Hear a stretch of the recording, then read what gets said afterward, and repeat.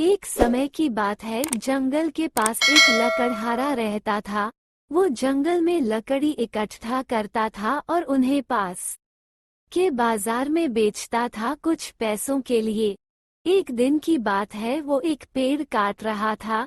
तभी हुआ ये कि गलती से उसकी कुल्हाड़ी पास की एक नदी में गिर गई।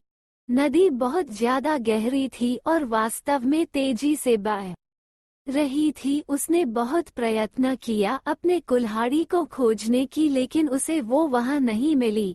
अब उसे लगा कि उसने कुल्हाड़ी खो दी है।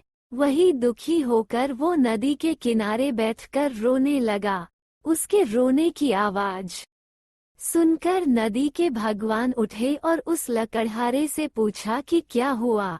लकड़हारा ने उन्हें अपनी दुखद कहानी बताई। नदी के भगवान को उस लकड़हारे के ऊपर दया आई और वो उसकी मेहनत और सच्चाई देखकर उसकी मदद करने की पेशकश की। वो नदी में गायब हो गए और एक सुनहरी कुल्हाड़ी वापस लाया, लेकिन लकड़हारे ने कहा कि यह उसका नहीं है। वो फिर से गायब हो गए और अब की बार उन्होंने चांदी की कुल्हाड़ी लेकर वापस आए, लेकिन इस बार भी लकड़हारे ने कहा कि ये कुल्हाड़ी उसका भी नहीं है। अब नदी के भगवान पानी में फिर से गायब हो गए और अब की बार वो एक लोहे की कुल्हाड़ी के साथ वापस आ गए। लकड़ी का कुल्हाड़ी देखकर लकड़हारा मुस्कुराया और कहा कि यह उसकी कुल्हाड़ी है। नदी के भगवान ने लकड़हारे की ईमानदारी से प्रभावित होकर उसे सोने और चांदी की दोनों कुल्हाड़ियों से भेंट किया।